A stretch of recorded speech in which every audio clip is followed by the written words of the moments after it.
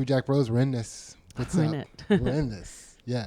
I was just reading a very, very sultry story. Sultry. Very sultry Was it story. porn? It wasn't supposed to be, but it for sure was porn. It was definitely making me horny. What is this sultry story about? So you remember Jerry Falwell Jr.? No. So he was the chancellor of Liberty University. I also learned a lot about Liberty University in reading this article. Oh, he got fired. He had that one picture that he got fired because he had that one picture when he had his pants unbuttoned and his arm around his friend on his yacht. Yeah. But they were just like, she was pregnant and he was just being silly because she couldn't button her pants. So he was like, haha, me too. Yeah. But I heard that they invited some dude, him and his wife used to have threesomes with some dude. Is what the dude's claiming? Not quite threesomes. We'll get there. Okay. Right? Also, that person that he had his arm around was his wife's assistant. His wife, who is an adult woman older than I am, and she still goes by Becki. You're mad at her for going by Becki? I don't know. I just feel like at some point, if you still go by Becki as an adult, you're a bad burrito. Like she should be a Rebecca? At some point, you have to become a Rebecca? At some point, you got to, Really? come on, show a little respect. You're not Becki anymore. I didn't know you had this view on the name Becki. I think Becki. you can't be older than 25 and still be Becki. Really? No Becky's older than 25. No matter what your race is. You can be Becca. Becca. You cannot be Becki. No Becky's. Any nickname with E at the end of it, we're lucky. Yeah. Because our names end in E. Yeah. Sydney, Ansley, but you can't do it. You wouldn't. What if I still wanted to go by Annie? You wouldn't be into it? It'd be a bad burrito. That's a bad burrito. That's a bad burrito name. If that's not your name, Yeah. if you're not born Annie, Yeah. and you're going by Annie as an adult, no thank you. No thank you. I was born Sydney. I wasn't born Scotty. That's what people call me. Mm-hmm. But it's like, come on, I'm too old to be Scott. I'm not Scotty anymore. If anything, call me Scott. Right? I don't want to hear any E shit, you know? So Becki has an assistant. Oh, Becki. Does Becki do more than be a housewife to have an assistant? Is she just living a... Has nothing to do with her assistant. Okay. Right? None of this has anything.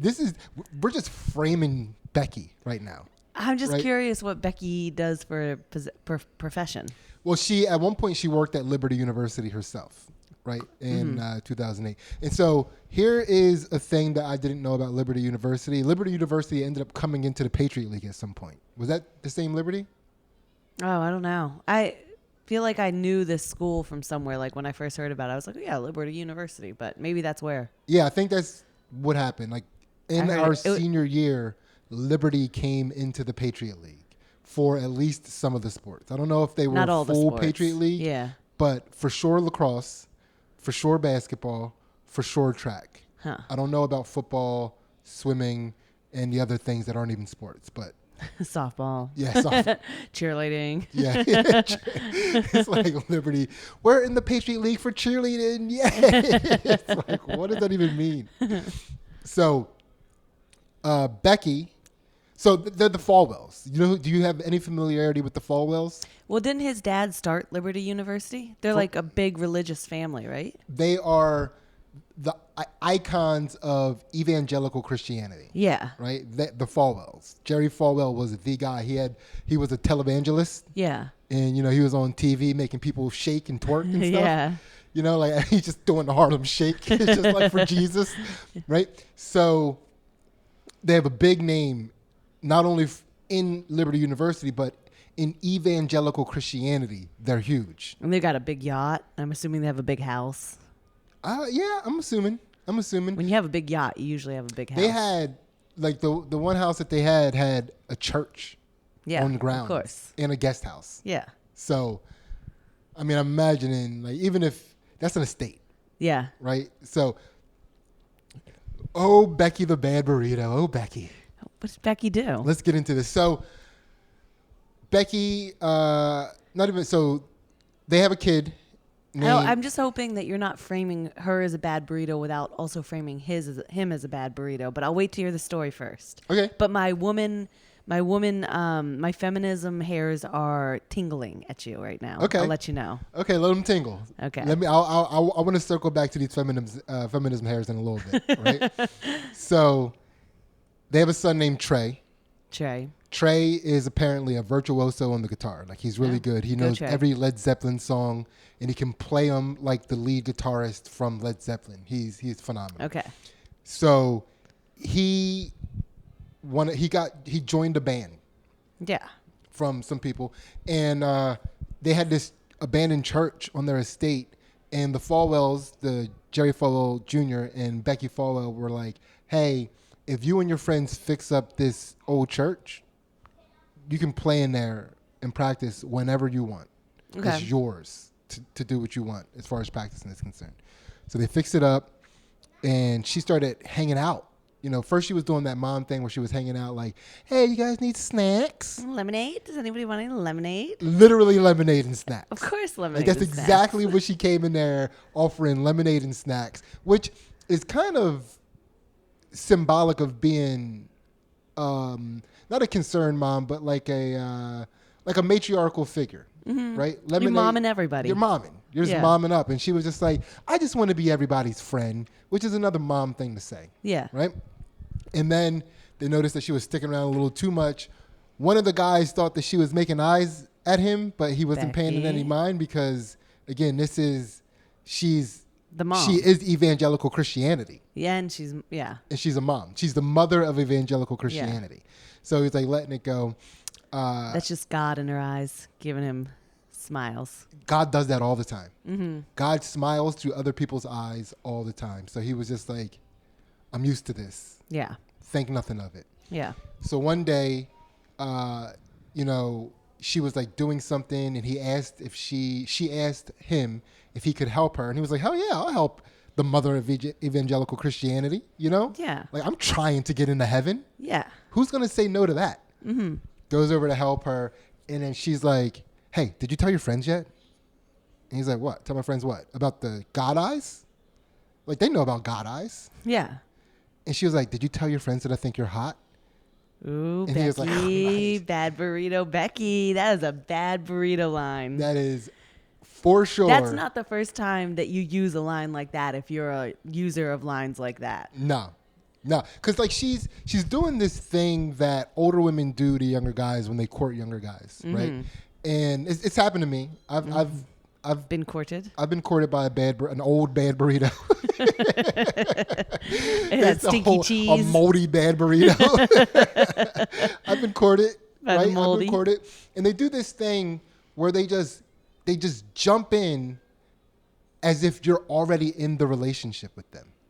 Because they're too old for this shit. Come on now. Of course you want to be in this relationship. Yeah. And they also do this thing where they assume that your hormones are going to be so uncontrollable. Mrs. Robinson, please. Basically, So she pulled that on them. Yeah. And it's true too, right? Like, I mean, whether you want to or not, whether you're like, it's God eyes, your boner's like, "Hey, lady." Yeah. Hey, lady. My boner sings soprano. It's, "Hey, lady." So okay, we'll get to that in a second. So soprano dicks. Yeah. Soprano dicks. So they, he's like trying to ignore these advances. I'm so flattered. Oh, you're so silly, Becki. Yeah. I didn't tell him that. No, I didn't tell him that one. Oh, oh my God, what is happening here? It's like one of those things. Yeah. So him and the bandmates started, they drink a little bit. They have whiskey. Yeah. And sometimes they tie one on a little too much and he can't drive home, so he spends the night in their guest house. He sleeps in the guest. It's a guest house. What else would it be doing there? It's an estate, right? This is the place where you crash. You gotta stay. This is where you play your band. It's the right thing to do. Mm-hmm. So one day when he was staying there, he heard some giggling to the side of the bed, and he was like, "What the fuck is that?" And it was the bad burrito. She must have army crawled into the room. Becki. Because he didn't see her come in the room. Yeah. It was like all of a sudden she was to the right of the cot. And he's like, "What the fuck is happening here?" Yeah. And like she popped up and was like, "Hello." She's like, "Lemonade." snacks, lemonade. So that was the first time, and somehow he was able to, He diffused the bad burrito bomb. She's also a woman, so she's probably like, tonight I'll just go in and tease. Yeah. Like, women are so weird, right? So she went in and she did her tease the first night. And then another time he slept over. She came in. She hopped in bed with him. Did she do an army crawl? No, I don't think so. I think it was like she kicked down the door. Yeah. Poof, ran in, jumped on bed, mounted him. He tried to shrimp away, but her mount was too strong. And she pulled his pants down and started sucking his soprano. Becki. Yeah. And he's just like, oh my God, I'm going to hell. But he didn't stop. Like, it's one of those things too where he doesn't want to make a thing about this. Right. Because because she's in a position of power and she's using her power over top of him to put him in uncomfortable situations that are hard for him to say no to. She's using the power of God. Not only is she in a position of power, she is in the position of power. So does that mean that God Me Too'd him? I think so. Do you think God filleted his soprano? Is that what you're saying? I think so. I think so too. Like the power of God. That was. He got, man, that must have been, he's never gonna have a good orgasm for the rest of his life. Not after God did it for you. Good. It'd be like any good chick he's with, you'll be like, she's not God. She's not a God. Yeah. I once had never mind. It's like, why aren't you enjoying this? You don't seem like you're enjoying this. It's just like, you don't want to know. I don't want to give you something you can't compete with, But, so that ended up, and that's the story. Like, and then she was like courting him for a little while, and I don't think anything by physical text, happened. She tried to talk to him on Facebook with using a fake account, but he figured it out right away. Bad burrito. Very bad burrito. Not only did she use a fake account, but she used a fake account of a bad burrito. It was like a 20-year-old blonde chick. Yeah. And he was, she did. So the other part of the story that they were talking about, right? If that isn't horny inducing enough. Do we know, has Becki admitted to this? Becki and both Treys Mom denied it. They're not going to come out and express the truth right now because they want to separate their drama from Liberty University's very bright future. Oh, sure. So when the time is right, they're going to come out and express their truth. Oh, okay. Right? I don't think it's ever going to happen. No. Right? I think we know I believe it. Okay. Right? So the other thing that was admitted to is that there was an affair before with a pool guy, basically, that they went into a real estate deal with. But the affair started when this guy was 20. Mm-hmm. And she would hook up with him and have sex with him. And then sometimes Jerry would watch. He wouldn't come along. He would watch them have sex. Oh. So I think she was trying to groom this boy for a little bit of that. Yeah. And then, so that information was out about her having sex with, I think his name was Giancarlo. He was like Giancarlo, the for pool sure man. A pool boy name. Yeah. When they were picking pool boys, she was like, I'll go with Giancarlo. It was like when that mom had that baby, she was like, you're going to be a pool boy. Yeah. You're Giancarlo the pool boy, right? So here's my favorite part. When she was messaging him from the fake Facebook account that was the 20-year-old blonde chick, he goes, she was saying stuff a 20 and 21-year-old wouldn't say, he said, like real Southern charm, stuff that older people say. And I said to myself, hold up, not only is this an old person, it's Becki.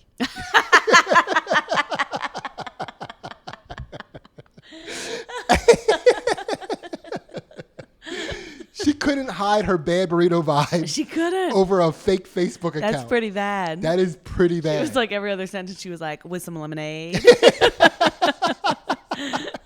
Snacks, lemonade. So here's the thing. You know, you look at it. It's like I think she could have. I feel like Scooby Doo. I think she could have got away with it too if it wasn't for those meddling kids, right? But I think she would have been able to get away with it. I think she would have been able to. I think he would have accepted it more if she was. She looks like a mom. Yeah. She looks like Lemonade Snack Mom. Yeah. But she also has she's attractive. She's an attractive lady, but she's an attractive mom. Yeah. You know, it's like if she was just like a skosh hotter, or like that's not even the right way to put it. If she was a skosh less mom looking, yeah, she'd be hot. Like what he'd had to have like a real MILF fantasy for it to be. Oh, Becky, the truest of MILF fantasies. Yeah. Like it's just like that is like the limit for MILF. Like if any.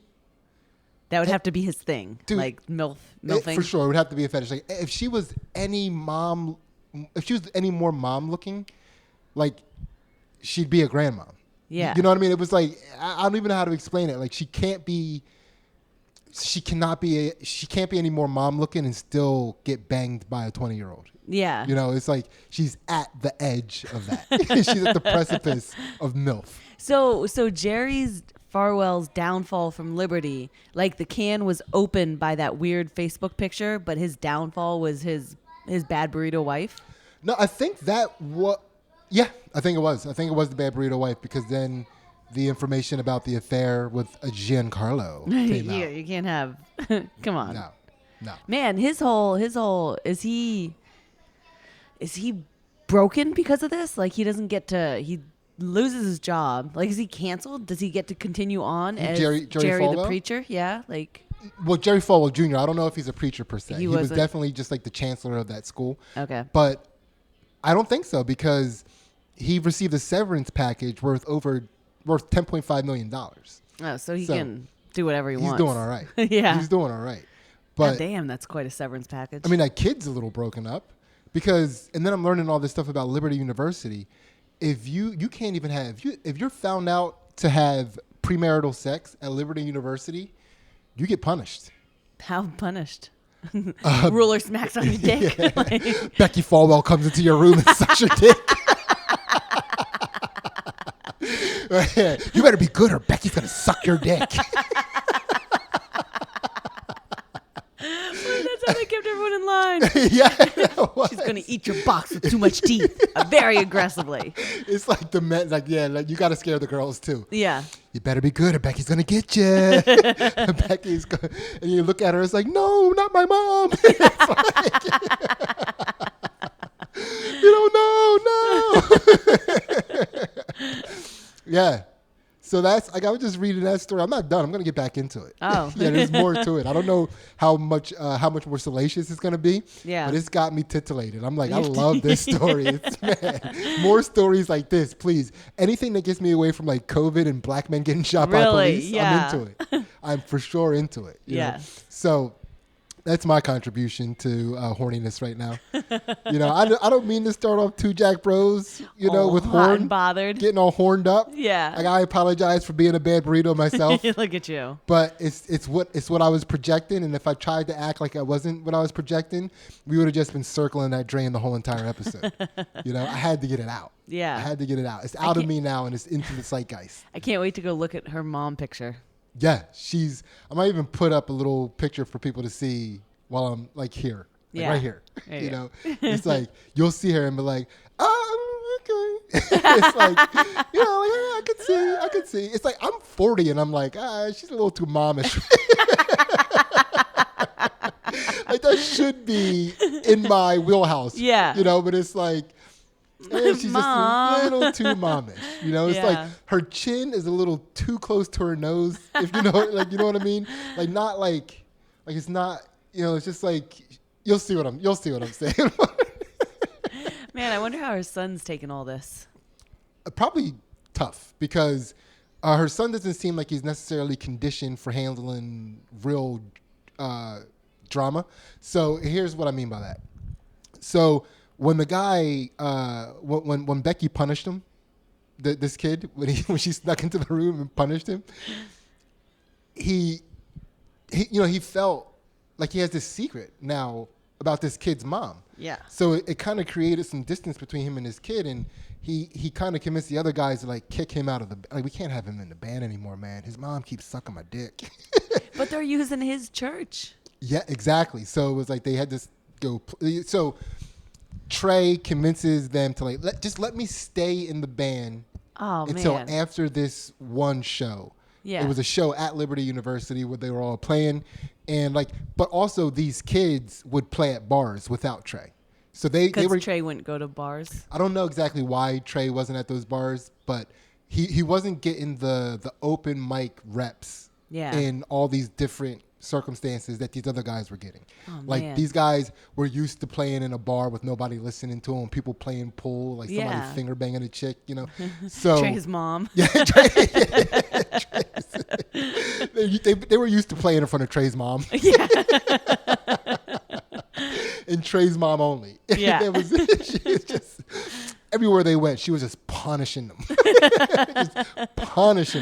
So they were playing this show. It was a Christmas show. And they played a Christmas song.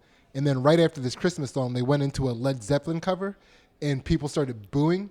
And it broke Trey. Oh, Trey. Yeah, he couldn't handle it because he just didn't have the reps for that type of behavior. I feel like Trey's autistic. Like, I have no proof of it, but I feel like he's an autistic. Are you saying that because you're like, how did you not know your mom was punishing men? Well, that, and he was like really good at guitar, you said, but like sounds like he had a special proclivity towards Led Zeppelin songs. Yeah, and that's like, fair.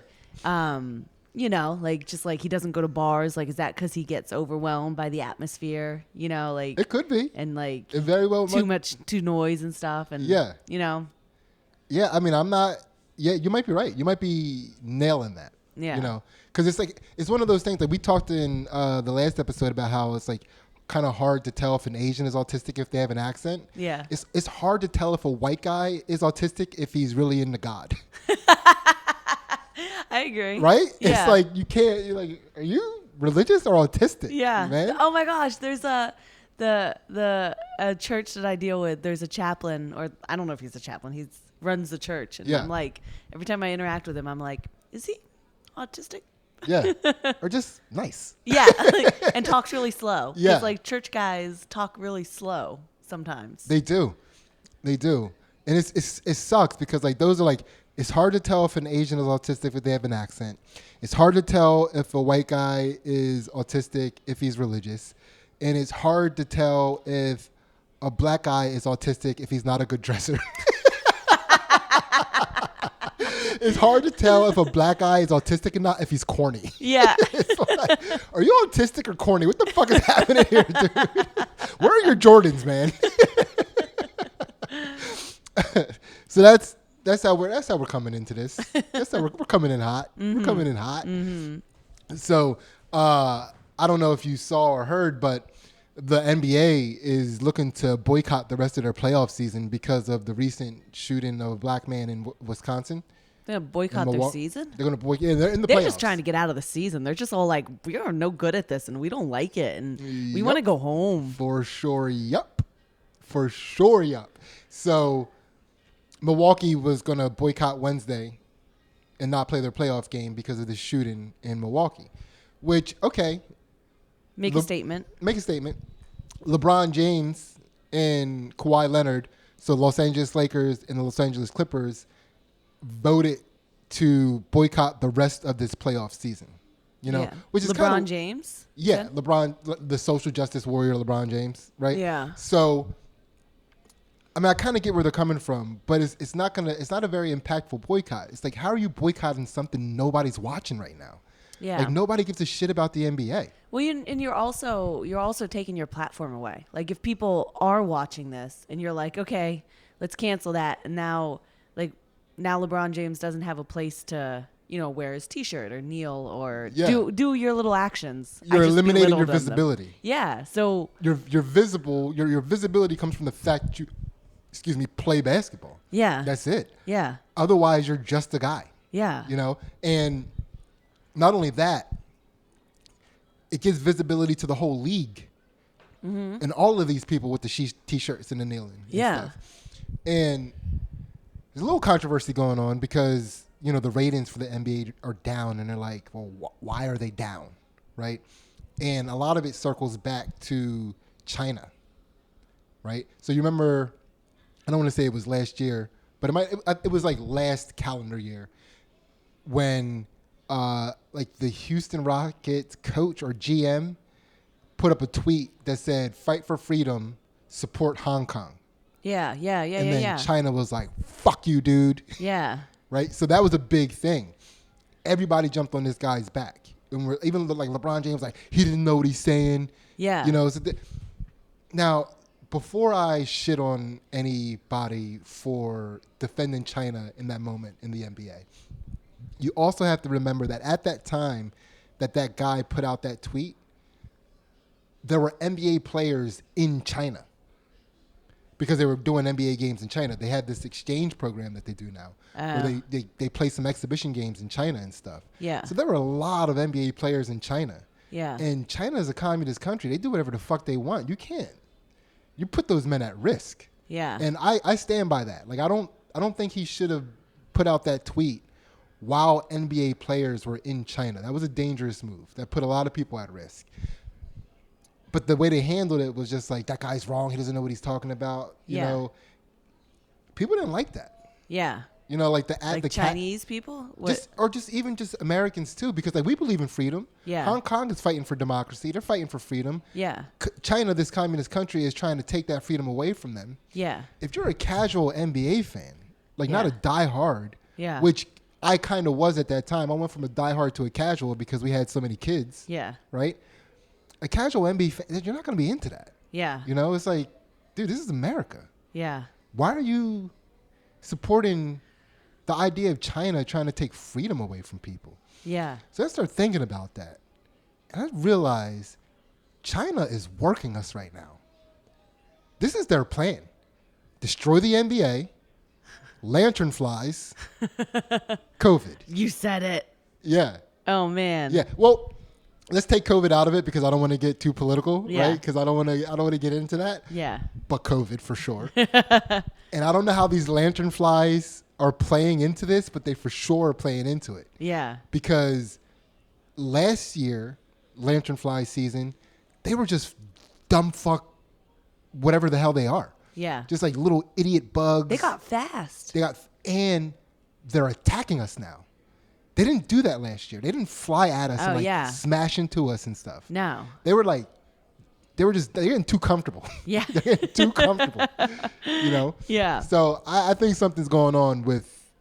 Well, like, China is like positioned in a place. So like tides are turning, you know, like the more and more social justice and human rights we get, like support of human rights, the harder and harder it is for our economy to do business with like countries in Africa or other places that aren't also on this social justice kick as us, because we can't support a country out in the open and also, you know, do partnering and share deals with them and like take their oil and their minerals and shit. And China's like, we don't care about your human rights and we don't care what's going on. We just want to make money. Yeah. So like, it's like quietly, like they're like gobbling up all these like and like making all these partnerships and like doing all these deals with countries that America used to do deals with, but like we're getting ourselves in this like this conundrum, you know, like where we can't, if you really believe all these things, then you can't, you know, support that country,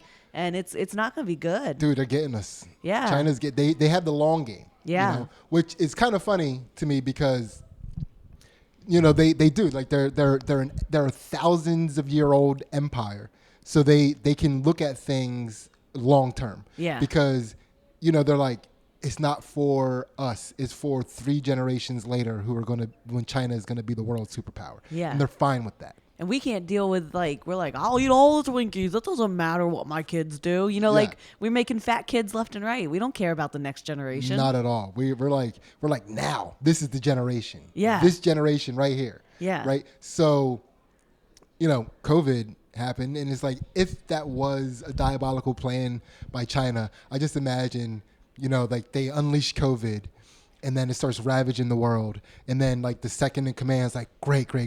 Now when do we entice them with the cure? And he's like, oh shit.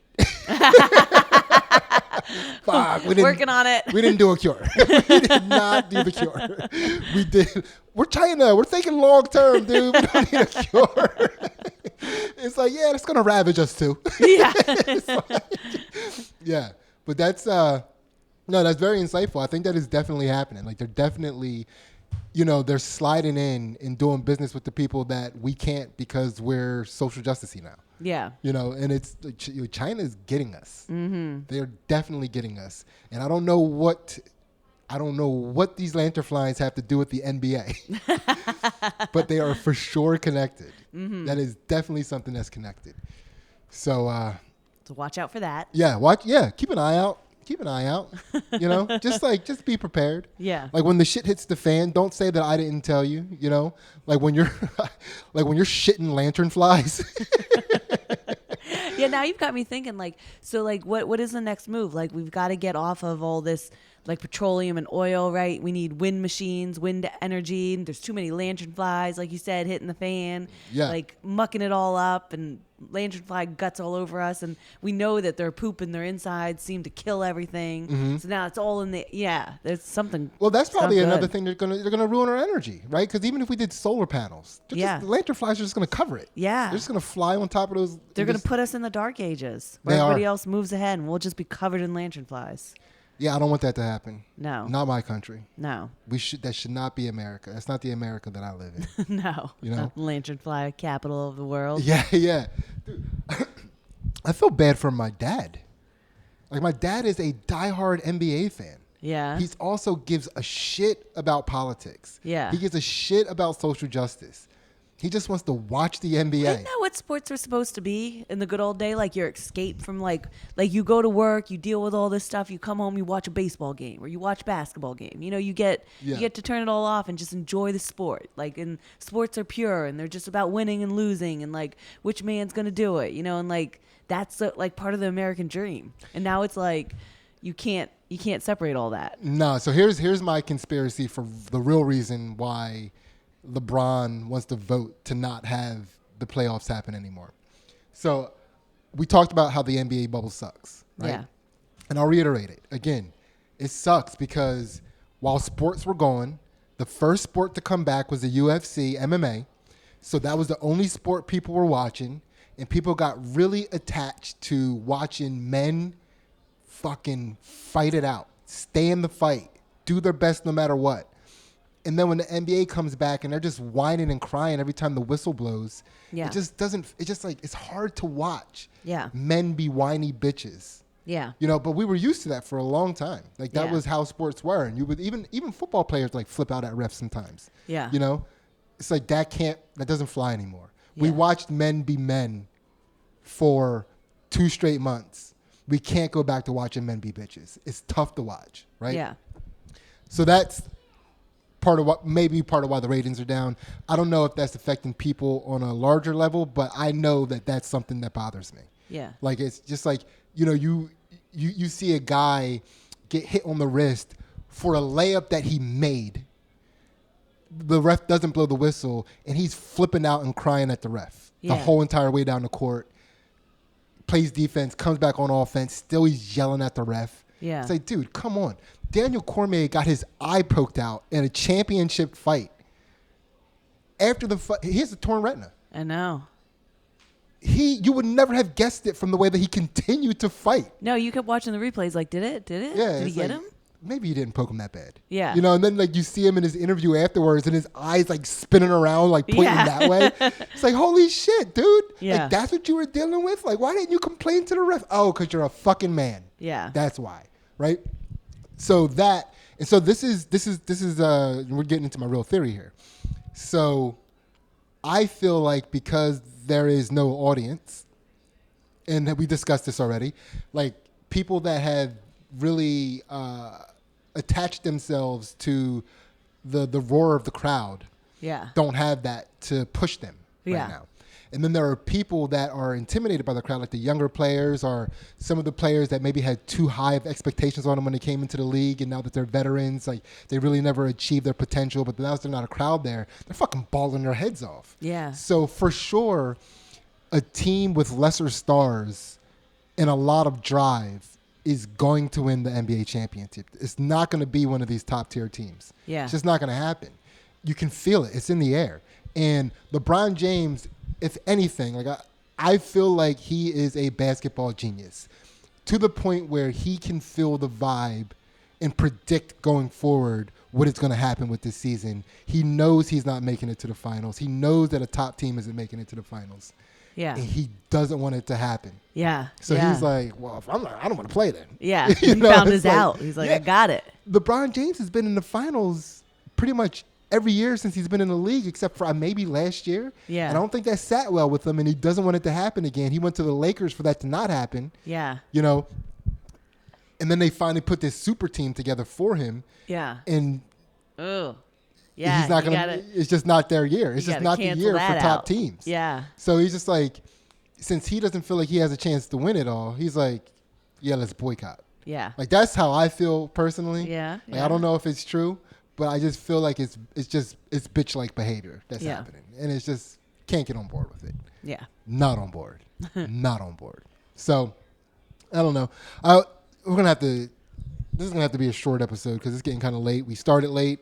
We're gonna go to a new recording schedule. We're just gonna do. We got a little backed up. We went to a birthday party on Sunday when we normally record and couldn't really find a day in the week to sit down and have a good recording. We tried on Tuesday, but I fucked it. It was my fault. Like I couldn't get it together. Ansley was on fire as always. Yeah. But I just couldn't get it together. Sydney's butt crack was sweaty. It was. It was. I tell. just didn't feel good. It was Yeah. like I was hollow. My butt crack was sweaty. I didn't feel like I hydrated enough, and I was sweating. It was just a bad. It was. I just felt like I was being punished by Becki Fallwell the whole entire time. It's like Becki Fallwell gonna get you. So we're gonna do the episode and the Patreon on Sunday back to back, and then once we get these interviews up for the Patreon, we'll just put those up as we do them. So get this Patreon really firing up. Get everything start. Let's just start adhering to a schedule. We know you guys are schedule oriented. I'm sorry. I don't want to put Ansley into it. Ansley, she's just the talent, you know? She just shows up and she just gives her talent to the cast, right? So all the rest of the stuff is on me. And I want to apologize, but I can't because once I apologize, you guys will sense weakness and then you'll think you own me. Mm-hmm. And then you guys will start Becki Fallwell and me. Like, I don't want that. All over the place. I don't want that. I don't want to be punished. I don't want to be punished by Becki Fallwell. So we can do a little shout out action. A quick episode, quick hitter. We didn't really get to dive into things like we normally do, and I wish we did because I was just trying to make sure we covered topics in this short episode. We could have just like sat on Becki Fallwell pretty much for 45 minutes. I'm sure if we could have sat on that. There was a lot there. Yeah. And like, you know, that's right up our alley. You know, we could talk about that for days. Yeah. You know, so let me get these shout outs up real quick. Also, I just want to shout out to Toscani Rodriguez out there. He sent me a message about the last episode. He texted me about it. He was really into the three races. Oh, okay, nice. Yeah. Yeah, he also feels like he's got some bad burrito tendencies. Which is, dude, I like every time somebody says bad burrito to me, it just, my heart, I'm like, you know, when the Grinch, when he started to be a good person and then his heart started to expand. Like, dude, every time somebody says bad burrito to me, my heart grows a little bit more. I fucking love it. Like, I just really hope that gets out there and stays. Like, I hope that, like, years from now, people are calling people bad burritos that don't even listen to the Two Jack Bros or any of the Shat Nation podcasts. It's just that much of a phrase. Like, I want that so badly. So please, use bad burrito. Use bad burrito every chance you get. You do not have to credit us. Just use it. It'll come back to us. You don't have to credit us. It will come back to us. That's how the universe works unless Becki Fallwell jumps in this lesson. So shout out to Mike Butler, Mike Levy, Lizbot, Doc, Kevin Stevens, Julian from Canada, and Meg with Meg.says.so. And then also her podcast, So and Tell. She's just the best. Kevin Lau, Mary Jo, Nicole, Raj, Janelle, Courtney, Rick, Andrew Pace, Keith Butts, Kyle Hancock, Erica Daniel, Levi Mercer, Justin Masabi, Ezekiel Ellis, Logan, Ryan, Roger Downs, Joe Rob, Joe Francis and his girlfriend's company, Saved by the Wreath. I got to get her name. Mm-hmm. Or your feminism hair is tingling every time I don't say her name. Yeah. Yeah. Hashtag say her name. No, I don't want to. We're not a political podcast. No, We're not those people. Also, how did your feminism hairs feel after hearing the rest of that story? Oh, Becky's a bad burrito. She's a bad burrito. She's for sure a bad burrito. I can't defend that. Yeah. Look, TJ she James. was Me Tooing people. Like, she was the predator. She was. The aggressor. She was From for God. sure the aggressor. The aggressor from God. The aggressor from her God. Power from God. Oh, Becky. That's what I'm calling this episode. The aggressor from God. And so I don't know. You were talking over it. So Sorry. TJ James, you're getting it twice. Nick Cupsey in your 2 books. One, Lost in the Mail. The other one, The 5 People You Meet in Wawa. Funny guy. Get the Lost in the Mail book. It's relevant right now. The post office is in all kinds of tizzies. Chris Bruno, Kevin McGran, Graham Hoffman, Chris Tucker, Derek Towson. Man. And all of the rest of the other thousands of people that listen to this podcast. We got a couple thousand listeners. Yeah. Fucking shout out to you too. Like you guys make my heart feel big too. Mm-hmm. You really do. I really appreciate. Start watching the youth. No, whatever. Do what you want. Do what you want. Whatever. We'll get a whole different crowd for that. We don't care. Yeah. We love you guys. And you're currently listening to Melissa Vile Kingdom and her band Circadian Clock. Whoa. That sounded too much like a soprano dick. I apologize. I apologize. It's either the aggressor from God or soprano dicks. I don't know what this episode is going to be called. But thank you so much for listening. I hope you enjoyed it.